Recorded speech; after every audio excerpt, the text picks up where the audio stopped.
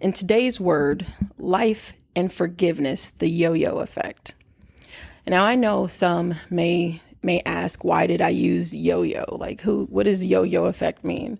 Because I know a lot of people look at life as, life is like a roller coaster. It's always going to have its ups and downs. True, however, not true at the same time. Because when we look at, if we say life is like a roller coaster sits between, I don't know, I have no idea, about 20, 40, or 50 people, a roller coaster, right? That's not how life works, though.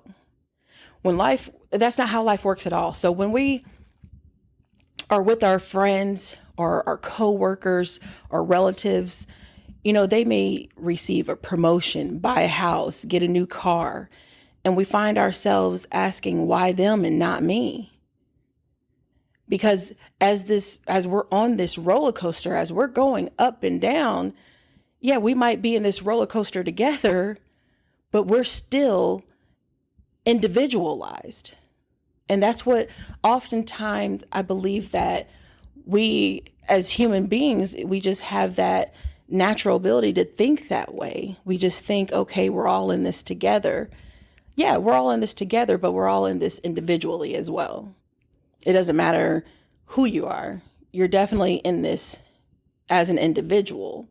So when you realize that other people are getting things and they're getting promoted or they're going this direction, they're moving or whatever the case may be, now you feel discouraged, you feel left out, and we sink into that darkness a lot quicker when we're watching others because we're so busy being worried about what they're doing or what they're getting. We take away from our own lives.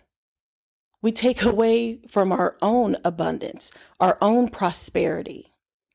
And that's why when we're going through life on a roller coaster point of view, that's when you fall into that gossiping and you're talking about people with other people and you're doing things that you definitely know you probably shouldn't be doing or you probably shouldn't be saying, but you're doing it just because you're joining the crowd. You want to fit in.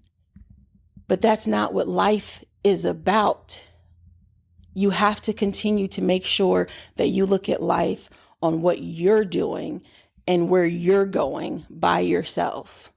Just like I know a lot of times when people say, Jesus, take the wheel. Yeah, he's always had the wheel. But because he has given us free will, we can steer that wheel in whatever direction we choose to go. And sometimes we fall off, but Jesus is always going to pick us back up, right? He will never leave us nor forsake us. And that's what we have to continue to remember is, hey, sometimes we might get off path, but we can always get right back on. But you have to change your way of thinking. Just like when I say the seesaw effect, even, a lot of people are like, why not roller coaster? Why not seesaw? The seesaw effect is it takes two people in a seesaw. So that's going to be your codependency, those codependent relationships. That codependency, it could be a significant other, it could be a parent, a relative, a best friend, it could be anything. But when you get stuck in this codependency mindset, whether if I'm with my best friend and I see her father treating her a certain type of way and my father isn't. So now I'm in the mindset of I'm going to go home and I'm going to belittle my father because he's not giving me what her father is giving her. So now I'm stuck in comparison mode and I'm comparing the two instead of just living my life, because oftentimes, even I'm guilty of it, where we look at people as what someone else is doing for someone else, but they're not doing that for us. So we feel that they don't love us the way that we should be loved. But genuinely, that person is literally loving you with what they have and what they know how. Because sometimes people there's an innocence there sometimes. It's not always bad. Sometimes there's literally an innocence behind the way others treat us. Because if there's also an ignorance there and they just don't know, they don't have the knowledge, they were never raised the way that we were raised, so they may not understand and do the things that we do. So we see it as foreign. And if it comes off foreign to us, we're like, oh, well, they just don't love us, or they're not doing what this person is doing. So now I'm stuck with this. And then you feel as if you have nothing and you just belittle this person when they're the best person for you, or they're the best person for you to be around. You can actually learn something from this person, but because you're comparing them to something that you had in the past, now you see it as they're not worth it. They're not worthy. You devalue that person.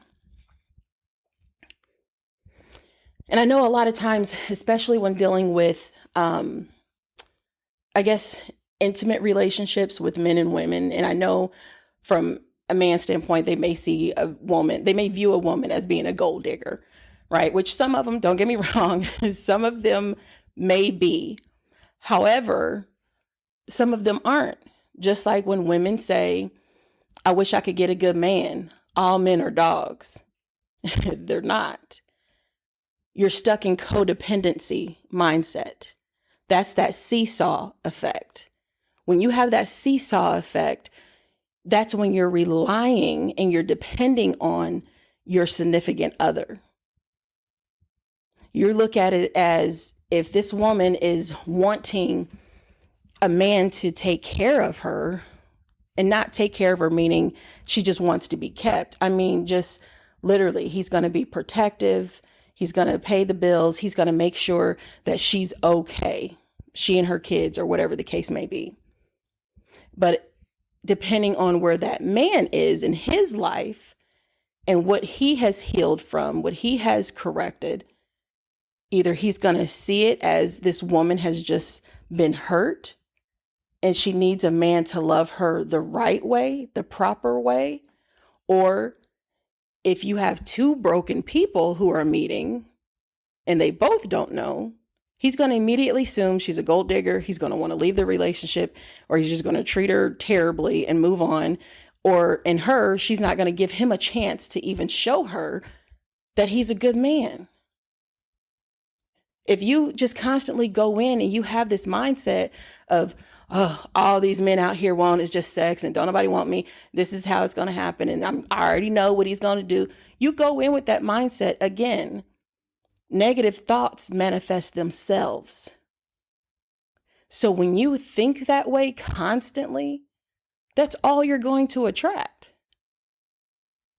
Because you're stuck in this negative thought mindset and you're stuck in this codependency mindset. So if someone isn't giving you exactly what you want right when you want it, you view it as, oh, I already know they ain't on nothing. And then you just completely dismiss it. And you don't want to deal with it because it requires healing.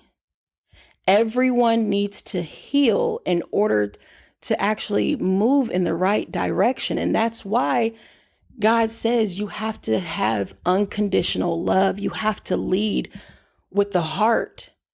And I know a lot of people are like, you wear your heart on your sleeve. You shouldn't wear your heart on your sleeve, which definitely is true. There is definitely true in a sense, because you don't, because that's definitely how you set yourself up to be hurt. But what they mean by you have to lead with an unconditional heart is you have to love yourself so much and be so in love with yourself that you have God in your heart where you can love others no matter when they hurt you, no matter what they do. You're able to still find that love and just say, you know what? He or she's on a different path and they just don't know any better. And that's what it's about. And until you have that, you're never going to be able to give yourself the chance to give someone else a chance. You're never going to be able to take a woman out to dinner and just try to see if maybe she has a lot of walls up. And I can't just assume that she's a gold digger, because maybe she's just got some walls up because she's been hurt. So she's just a little, she's like a tough shell to crack. And the same for the woman. Just because he's not whining and dining you the way that you see fit doesn't mean that that's not a good man.